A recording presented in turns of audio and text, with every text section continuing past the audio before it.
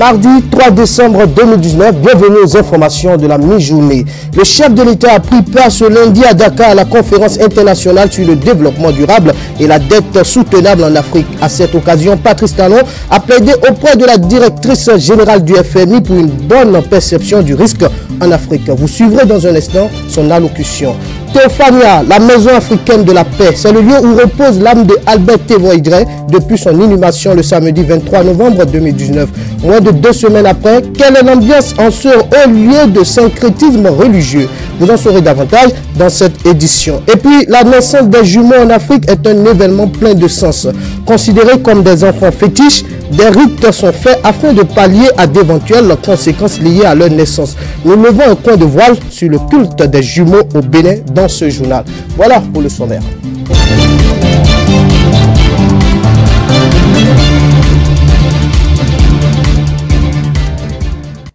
Merci de nous préférer pour vous informer.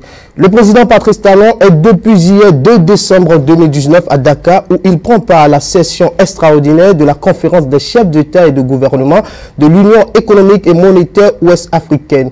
En marge de cette rencontre, le chef de l'État a participé à une conférence sur le développement durable et la dette soutenable en Afrique. À cette occasion, Patrice Talon a plaidé auprès de la directrice générale du FMI pour une bonne perception du risque en Afrique. Je vous propose de suivre son allocution.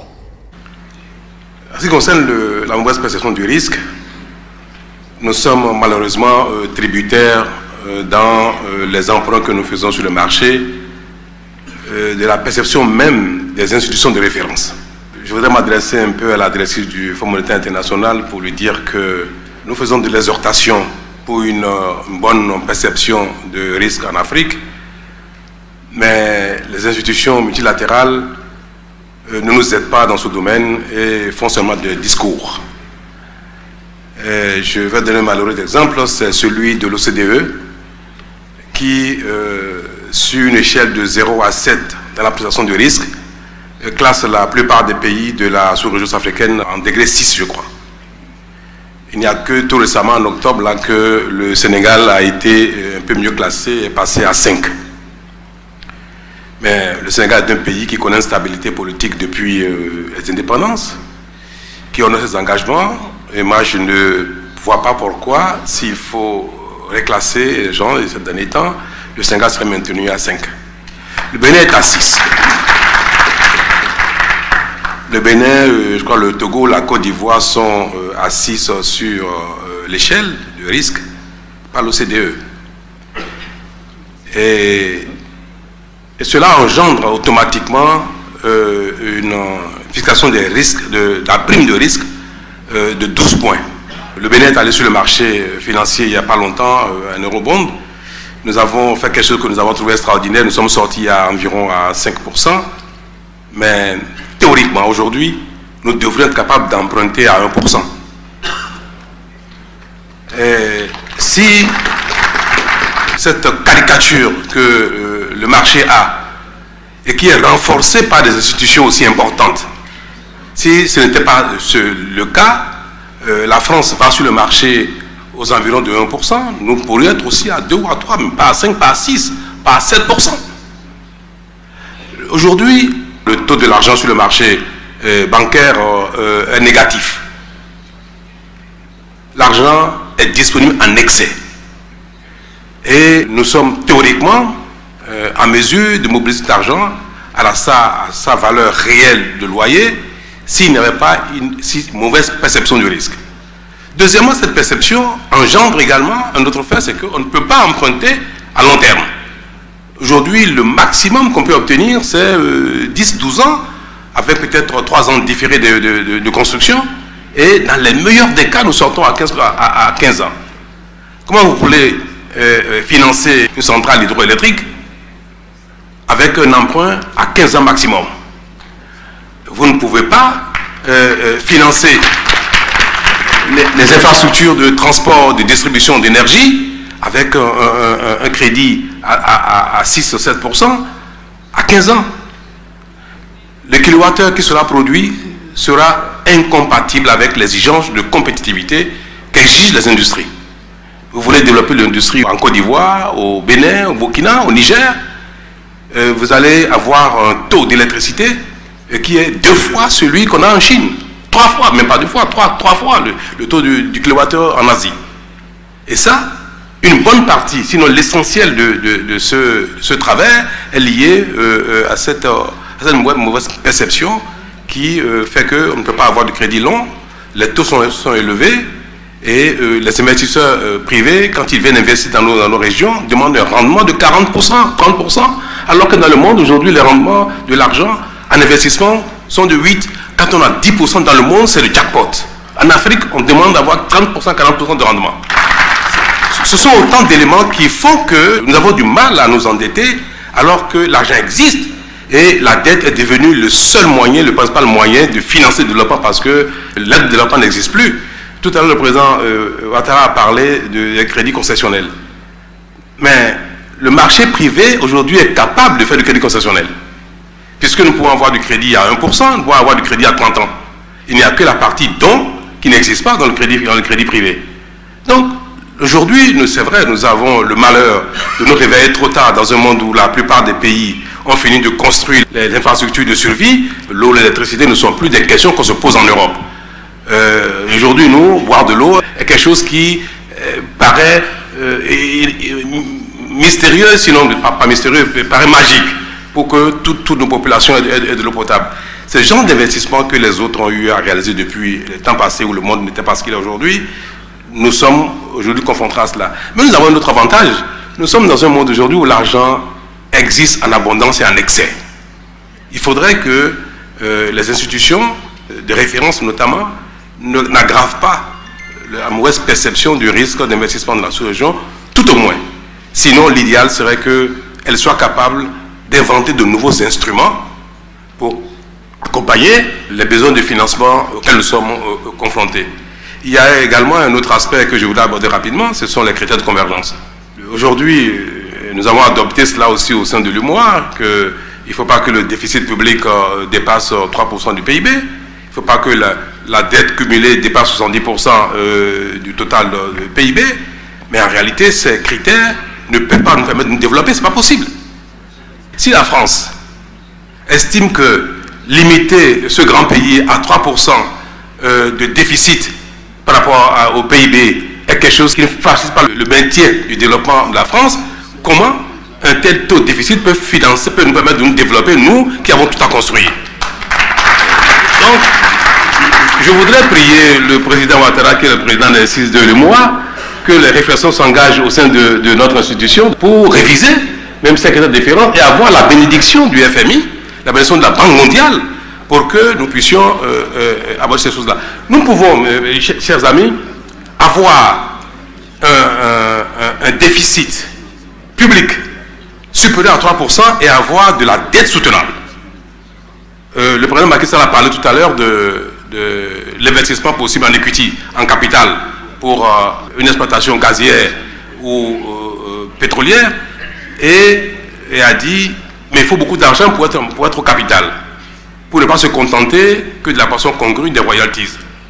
Mais si vous n'avez pas du cash pour prendre des investissements en capital, faire des investissements en capital, vous pouvez aller emprunter de l'argent pour un rendement de 20-30 points et payer 4% de taux de dette. Et vous gagnez de l'argent, cette dette-là peut être remboursée, cette dette est soutenable. Mais une telle dette, bien que soutenable, vous ne pouvez pas l'obtenir aujourd'hui parce que vous allez faire déraper le critère de convergence de 70% de votre PIB.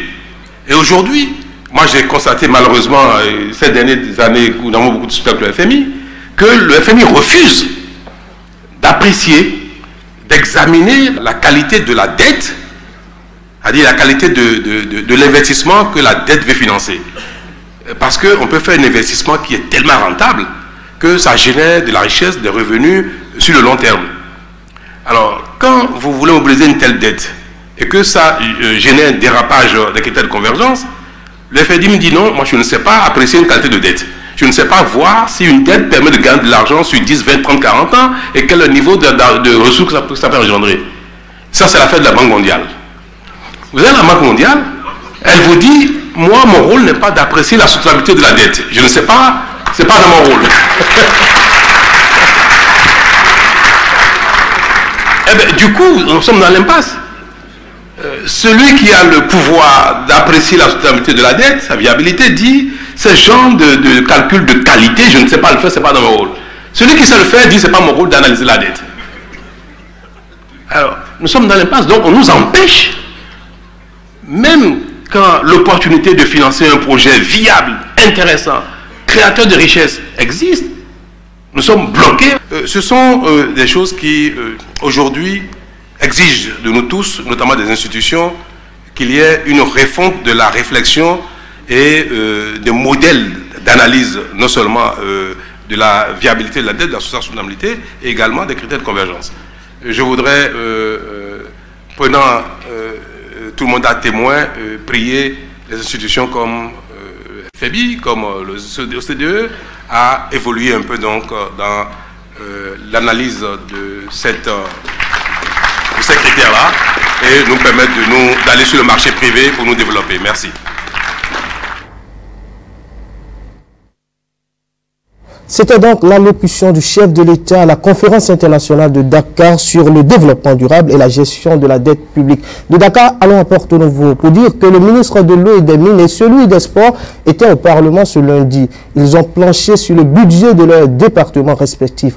Que ce soit Oswald Omeki en matinée comme Samoa Dambi en soirée, les députés membres de la commission des finances ont passé beaucoup de temps avec eux à ces séances.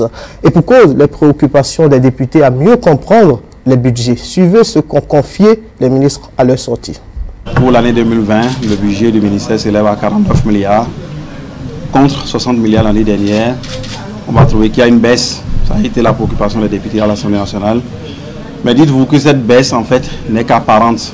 Dans la réalité, les grands projets, pour la plupart, en milieu urbain, ont été engagés, comme en milieu rural également, ont été engagés. Donc, ces montants ne peuvent plus revenir. C'est déjà engagé. Donc, il s'agira maintenant de prévoir les paiements. La préoccupation essentielle des députés, c'est les communes et la qualité de l'eau. Par rapport aux questions des communes, nous avons pu leur répondre que toutes les communes au Bénin, et même les 8 qui pour l'instant ne connaissent pas encore l'installation de la SONEF, seront prises en charge avant, tout compte fait, avant la fin de l'année 2021, qui est l'horizon qui a été fixé dans le PAG. Et par rapport à la qualité de l'eau que nous avons aujourd'hui à Cotonou, dites-vous que c'est dû aux travaux en cours aujourd'hui, que ce soit au ministère des Infrastructures ou au ministère du Cadre de Vie. Et nous pensons, une fois que le travail sera terminé, nous allons faire un lavage global de tout le système pour pouvoir permettre donc d'offrir donc de l'eau de meilleure qualité à nos compatriotes. Un budget qui s'élève à un total de 22 milliards et qui est en augmentation d'environ 19% par rapport à l'année dernière. Et ce budget sera consacré à la poursuite de ce qui est déjà en cours, les associations sportives, les classes sportives, enfin les académies, puisque nous lançons la construction des académies ce mois de décembre, et enfin à toutes les autres actions qui sont déjà en cours dans le secteur et que vous connaissez bien. L'intensification du sport pour tous. Nous voulons faire cette année 2020 une année où tous les Béninois pratiquent du sport pour leur bien-être en dehors du sport de compétition.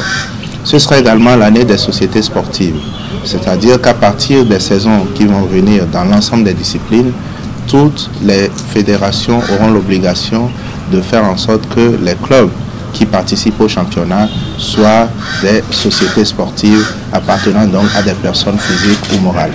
Vous savez que le gouvernement a pris la mesure de défiscalisation des salaires et investissements sportifs et qu'au-delà, nous avons pris une mesure pour faire obligation aux grandes entreprises dont le chiffre d'affaires est supérieur ou égal à 1 milliard de contribuer à 1 pour 1000 de leur chiffre d'affaires hors TVA au financement du sport.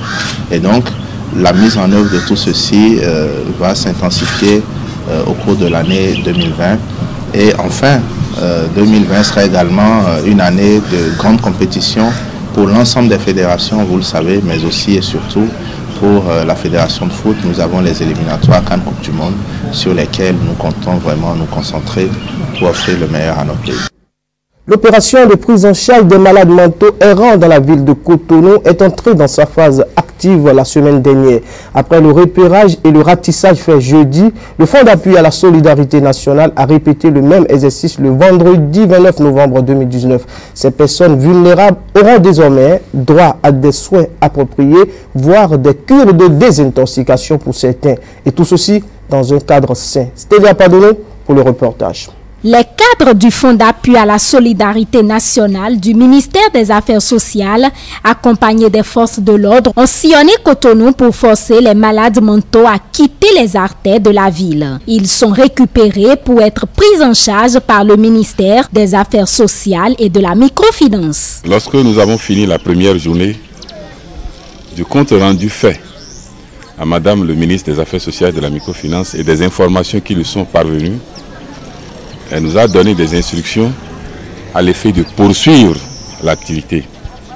C'est pour cela que nous nous sommes tous réunis, toute l'équipe, la police républicaine, les sapeurs-pompiers, la préfecture de Cotonou, la police municipale de Cotonou. Nous sommes réunis à la préfecture et avons pris le départ en sillonnant les artères de la ville de Cotonou.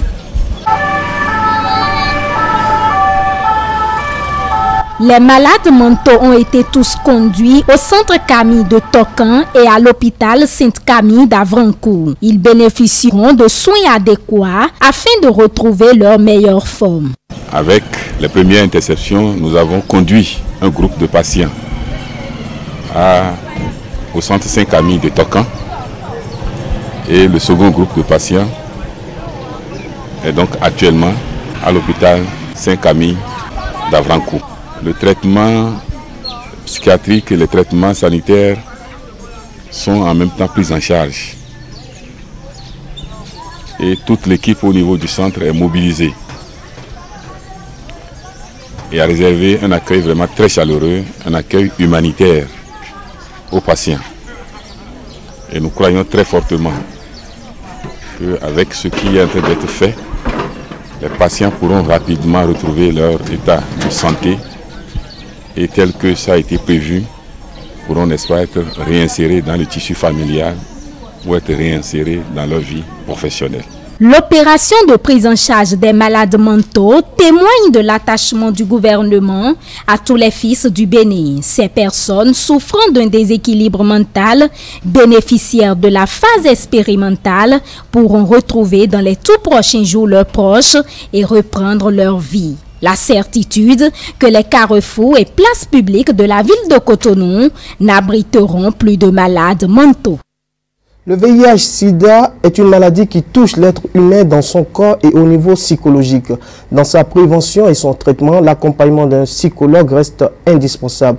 Pour ne pas rester en marge de la Journée mondiale de la lutte contre le sida qui a été célébrée le 1er décembre 2019, la rédaction de votre chaîne vous propose un reportage sur la gestion psychologique des personnes porteuses du virus. Un reportage de Rolinis Diator et de Prudence Pidosessi. Le syndrome d'immunodéficience acquise, c'est le stade le plus avancé de l'infection par le virus VIH. Il est recommandé par les spécialistes du secteur de se faire dépister dans un délai de 12 semaines après la dernière prise de risque. Mais ici en Afrique, particulièrement au Bénin, cette première approche est banalisée. Le psychologue déjà doit pouvoir rencontrer la personne, lui expliquer les différentes possibilités d'un test. Soit le test est positif et les mesures d'accompagnement y sont, soit le test est négatif et ce qu'il faudrait faire, on le lui dit, soit le test est indéterminé ou il faudrait le reprendre. Dans la mesure, très souvent, où le test est positif, on explique à la personne que ce n'est pas facile. Donc, on fait la psychoéducation à la personne, on sensibilise la personne, comme quoi il existe des traitements très efficaces et on fait l'observance thérapeutique avec lui, on fait des séances de sensibilisation afin que les personnes soient assez observantes, continuent de prendre leur traitement pour ne pas rentrer dans le VIH-Sida. Lorsque le sujet prend connaissance de sa séropositivité, il démarre ainsi une nouvelle vie. À cause de la stigmatisation réservée aux porteurs du VIH-Sida, les personnes atteintes de la maladie préfèrent se recroqueviller sur eux-mêmes. Dans notre représentation socio-culturelle, quand une personne est infectée du VIH, on passe systématiquement à la voie sexuelle, ce qui n'est pas souvent le cas, même si la voie sexuelle a une proportion proportion non négligeable dans les voies de transmission. Beaucoup de gens pensent que voilà, quand on est infecté du VIH, on fait le sida. Mais non, il y a le VIH1 qui est différent du VIH2. Et parfois, d'autres personnes peuvent aussi faire le VIH1 et le VIH2 si elles n'arrivent pas à être assez observantes. Dans tous les centres de santé, dans tous les hôpitaux, il y a des personnes qui sont habilitées, qui sont formées, des médecins, des psychologues. Dans tous les cas, il y a une équipe pluridisciplinaire, d'accord, qui est mise à disposition de ces personnes pour les rencontrer, pour les écouter et pour leur suivi. Aujourd'hui, plus de 36 millions de personnes sont séropositives et sidéennes dans le monde. Cette année, le thème retenu est « Les organisations communautaires font la différence ». Cette thématique pour rappeler qu'en dehors des médecins traitants et des psychologues, les communautés apportent une contribution dans la lutte contre le sida. Titre Théophania, la maison africaine de la paix. C'est le lieu où repose l'âme de Albert Tevoidret depuis son inhumation le samedi 23 novembre 2019. Moins de 2 semaines après, quelle est l'ambiance de ce haut lieu de syncrétisme religieux? Une équipe de notre rédaction y a fait un tour ce lundi 2 décembre 2019. Latifou Boni, Ali Wantoni. Des images exclusives de ce lieu, moment si lourd. La sensation de la présence du professeur dans son repos. Peut-être que Albert Tevoidret nous parle. Continue-t-il par nous dire ces choses belles et pleines d'enseignements?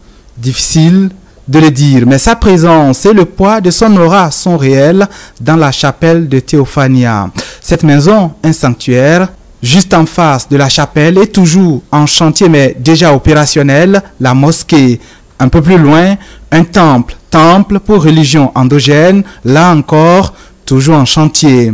Dehors, sur cet espace, un sanctuaire marial voué au recueillement quotidien, mais aussi des prières chaque mardi et vendredi. Même après le départ du professeur, son admission au repos éternel, la maison africaine de la paix se dresse aussi sereine. Sauf que Théophania est encore et toujours un chantier. La mosquée, temple et autres édifices dédiés sont inachevés. Isabelle Tevoidret, l'épouse du défunt, dira que ce serait dommage que le projet meure inachevé. Il faudra continuer, mais pour l'instant, l'heure est à la gestion des funérailles. Après, les réflexions se feront pour décider de la gestion indiquée afin de perpétuer l'idée. La famille continue par être soutenue moralement. Les va-et-vient se poursuivent.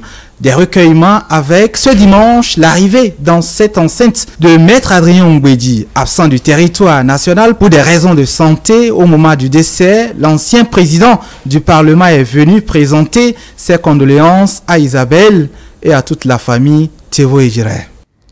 Un dernier élément pour mettre fin à ce journal de la mi-journée. La naissance des jumeaux dans la société africaine fait la fierté des uns et des autres. Une joie qui s'exprime par le message de bonheur qu'il apporte à la famille.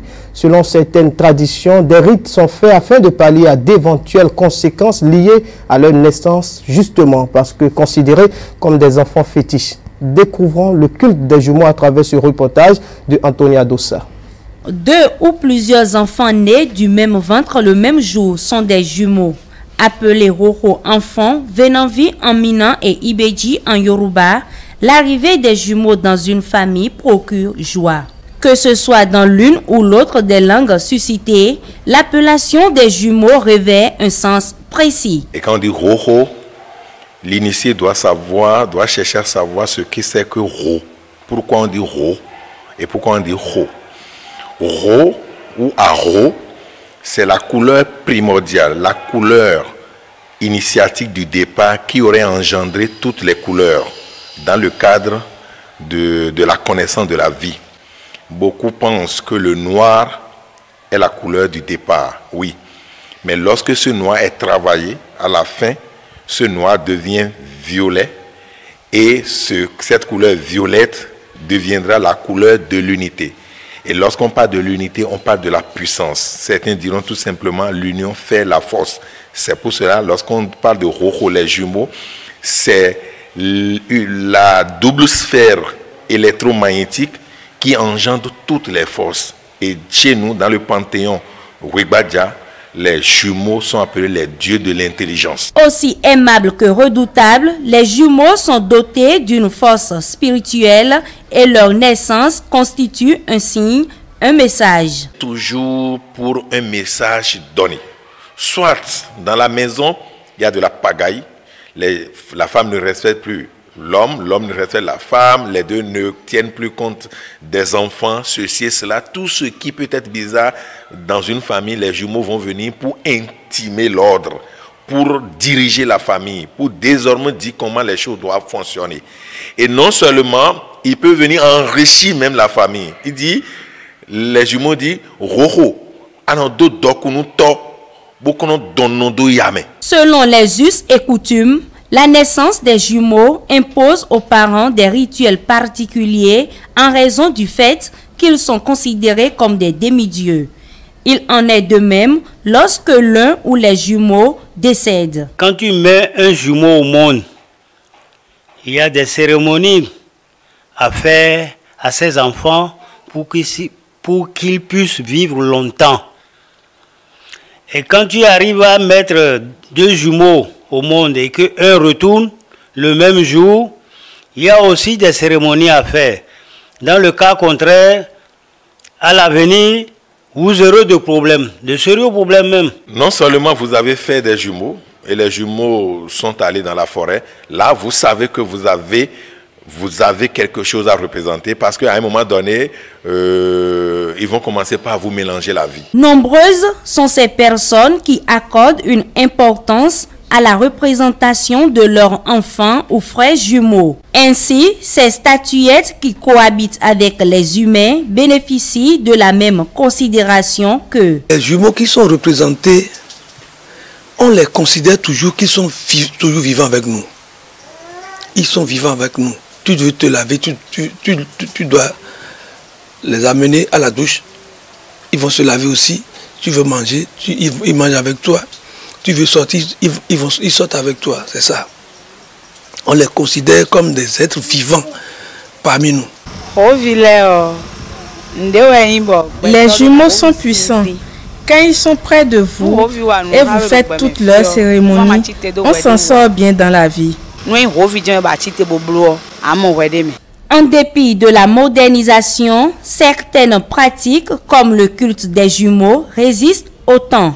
Dans de nombreuses familles, une importance capitale est accordée à leur vénération. Merci à vous, Antonia Dossa, pour toutes ces informations. Et c'est sur cet élément que nous refermons ce journal, un journal réalisé par l'ensemble de notre rédaction. Merci de l'avoir suivi. La prochaine édition du journal présenté, c'est 19h45 avec Brunel Mérine Adéossi. Bonne suite des programmes sur ETélé. À bientôt.